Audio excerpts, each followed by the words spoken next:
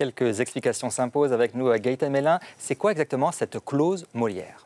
Alors, la clause Molière, le Premier ministre l'a dit, c'est imposer le français sur les chantiers. Elle a été créée en mai 2016 par l'adjoint au maire d'Angoulême, Vincent You. Il souhaitait tout simplement alors obliger les entreprises à prendre un interprète pour les ouvriers qui ne parlaient pas français.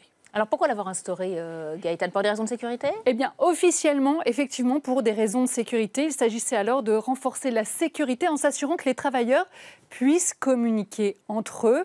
Mais il s'agit aussi, et peut-être avant tout, d'éviter le recours aux travailleurs détachés. Vous le savez, il s'agit de ces travailleurs étrangers dont les entreprises payent des charges 30% moins chères qu'en France. Qui est concerné par cette clause Molière? Quelle région ? Eh bien, 5 régions ont adopté cette clause: Auvergne-Rhône-Alpes, Pays de la Loire, Hauts-de-France, Normandie, Île-de-France, le département de Charente ou bien encore les villes de Chalon-sur-Saône, Vienne et Bourges. Et comment va-t-on l'appliquer, Gaëtan?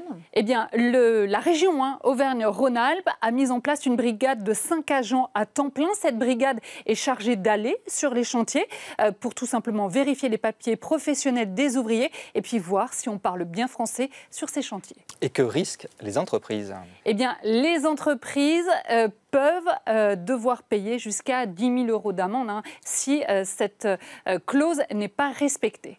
Alors, clairement, Gaëtan, cette clause est-elle légale ou pas? Eh bien, pour le moment, on n'en sait rien puisque Bercy a demandé à sa direction juridique de vérifier justement la légalité de cette clause Molière. Elle est déjà très contestée, notamment par le préfet de la région Auvergne-Rhône-Alpes. Merci beaucoup, Gaëtan Mélin.